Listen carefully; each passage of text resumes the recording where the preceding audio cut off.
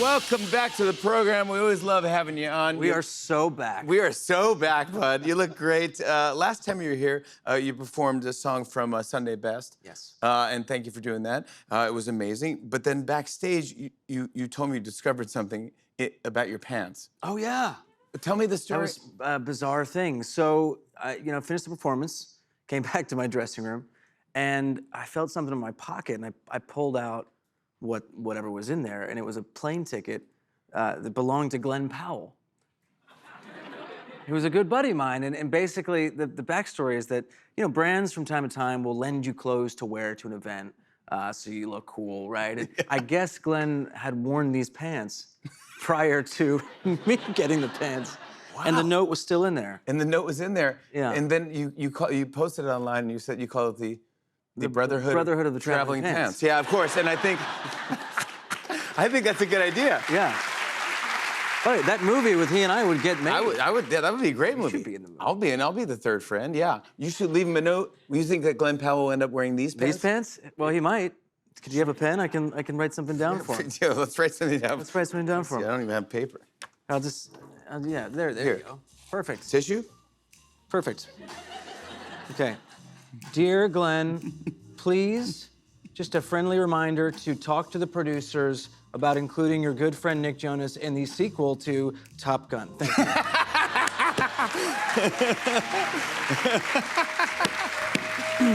You should be in that. You're doing a few solo shows now called A Night with Nick. This is A little. Ow! I start tomorrow night. Tomorrow night in Niagara Falls. Yeah. Why you want to do this, like an intimate show? Yeah, so with the Brothers shows, you've been to one or two. The greatest. It's the so Yankee much Stadium, fun. dude. Yeah. But there's a lot of music to cover with just the Brothers music, so I wanted to do something where I could showcase some of the music, not just from the most recent release, Sunday Best, but kind of throughout my journey, both as a writer and as kind of storyteller, and these more intimate venues will allow for it to be kind of just a real conversation and to tell some great stories and have some fun. I love that. And I know you have a hype song that you always play before you get out there with the brothers. I have a few. You do? Yeah. So I started doing hype up videos before the show, mostly because my hype music is these days is mostly Bollywood jams. Yeah. Okay. Yeah. Sure. Because Why of not? my brilliant wife introducing me to all this amazing music. Yeah. But then while we were down in South America, something really cool happened, and fans from different territories started sending out requests for different songs from that region. So I did one that was a local artist here and there, and it's becoming a fun little ritual before the show. But the Bollywood stuff really gets me the most hyped. But are you going to do that? Is it that type of hype for your solo shows? Well, these is slightly different energy. I might do more of a meditation. A guided meditation. A guided meditation? That's your hype song? I'll do the hype song. Yeah. There's one called Taba Taba, which is a song that Vicky Kaushal did the dance for, and it's a great step that I can't do. But it's the jam. Check it out. That's your jam right there. Okay, good. Yeah. You've sold out arenas all over the world, but everyone has to start somewhere. The Jonas Brothers. Do you remember playing? God, this is a middle school. Alta Sierra Middle School. Yeah.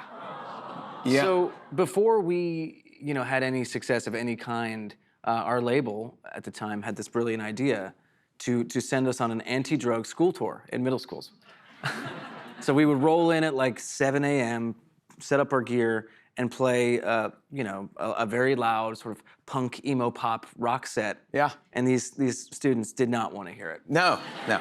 But everything ended up okay. You ended up great. I want to quickly mention that Camp Rock 3 is coming to Disney Plus in August. Yeah. They're coming back as Nate Gray, a character you have not played in 16 years. Yeah. The big debate is we don't know if we're brothers in the Camp Rock universe. We're not sure, and they haven't made it clear. Yeah, you're right. So I don't know, but I'll tell you this: Camp Rock 3 to basically reintroduce this franchise to a whole new audience. There's a new group of campers that are all absolute superstars. They're gonna be in arenas themselves very soon. And How fun. The movie's super fun. I'm so excited to get to. And Demi's producing as well? Demi's producing, and me and the brothers have a little cameo in it, which was so bizarre to be back at Camp Rock all these years later. But what a cool thing. That's fantastic. And I'm assuming the soundtrack, are they going to be new songs or any remixes? Oh, there's some new songs. There's some Introducing Me? Introducing me, you know, that one's gonna stay in number 2. Oh yeah, you can't polish a diamond that much. Yeah, of course. But it's amazing. These kids, they just blew me away, and I think people are gonna love Camp Rock 3. Well, speaking of blowing you people away, your performance. Sorry. That was the previous. You ever go to the man? Yeah.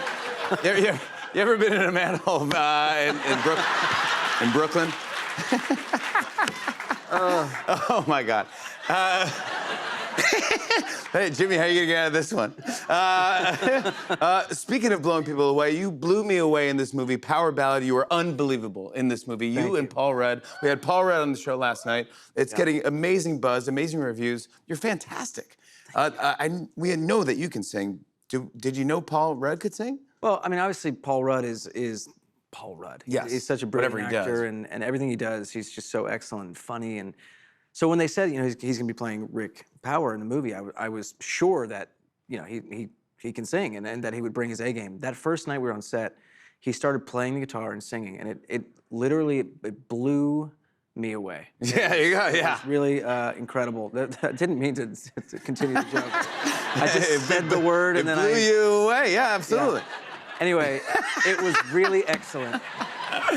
And you know, Paul's just the best guy, as you know, and we had a ton of fun. But this movie, it was my dream to work with John Carney, the director. He did Once. Sing Street. Sing Street. He's got a He's fantastic brilliant, movie. and he does a great job of including music in his films. And Yeah. you know, I think it's a really great time to have a movie that's a feel-good summer kind of classic, and there's this song that I was fortunate enough to sing in the movie, and a story that, you know, it's kind of a crazy thing. Basically, my character meets Paul Rudd. We have this great night together. Then 6 months later, the song that we started working on together comes out, and he doesn't get credit. So it's a fun. Paul's setup. a wedding singer, and he's just playing a wedding, and you're a singer who used to be in a boy band. Typecast. Yeah. And then you come up on stage, you guys get along, you have a couple beers afterwards, you're playing around, you work on a song, then you have a new album coming out, solo album, and you take his song basically. Yeah. You know, it's a really interesting thing because right now there's a lot of conversations going on around what is ownership of an idea or a song, like what does it all mean as Yeah, where'd you get it from? Did you get inspired by and you know, there's been so many scenarios in my life as a songwriter where, you know, you land on a melody you didn't even mean to, and you have to go back and change it because it's too similar to something sounds else. like you're going, "No, These it wasn't." things can happen, and I think it just opens up a really good kind of dialogue and conversation. Plus, it's a ton of fun, and it's a real heartwarming ride. Yes, it tugs at the heartstrings. It is fantastic. It is so funny and musical and good. It's a feel good, but also, oof, it's like he has no proof that he wrote this song. And it's heartbreaking, and it's just, but you were so good in it. I want to show everyone a clip. Here's Nick Jonas and Paul Rudd in Power Ballad. Take a look. See how to write a song about you, how to sing the words that ring true. You keep the how to write a song going every How time. to write a song without you. 'Cause every song I ever wrote in my life is about you. So good. Yeah, it is so good. You're great. Thank you. Nick Jonas, everybody. Power Ballad is in select theaters now and everywhere this Friday.